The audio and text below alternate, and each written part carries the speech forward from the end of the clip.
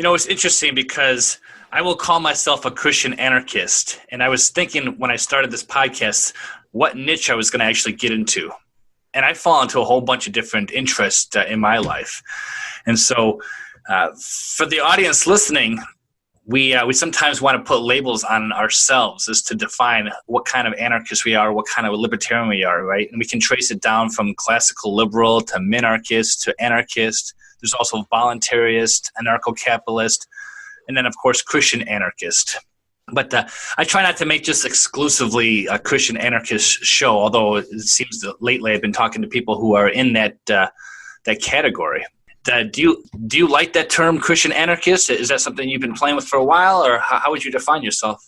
I actually prefer that over any of them. I'm not a big fan of labels myself. Like, people have called me an anarcho-capitalist. I honestly don't even know what that means. I'm not a big scholar in economics. I do know that if you spend more than you make, you're going to go into debt. And that's not as far as my economics go. But Christian anarchist, to me, when I started studying anarchy or anarchism itself and how it aligned with my faith, it just all meshed together so well for me. And it was easy for me to make that transition.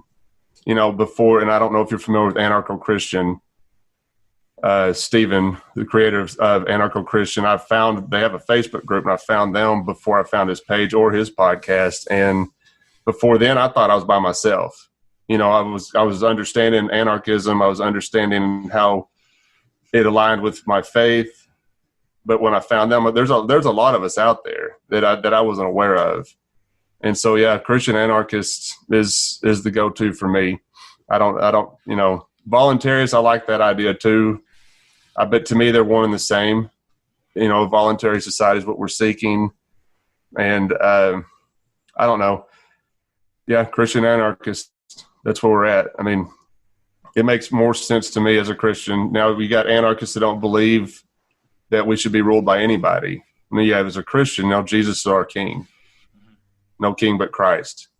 And that's how we go with this project as well. And we try to stay the course with that. I mean, we try not to waver from that at all. Sure. I was actually trying to explain my philosophy to my father, and him and I don't agree in a lot of things politically and whatnot. But I told him I was leaning towards calling myself a Christian anarchist. He's like, well, that sounds redundant.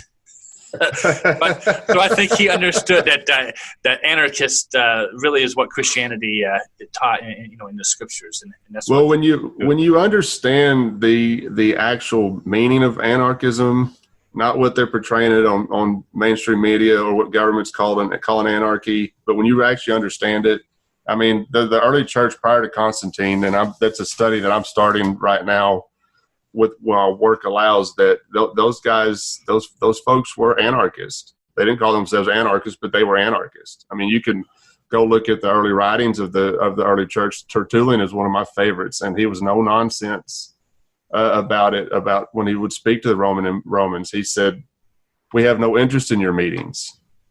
He said that is completely foreign to us.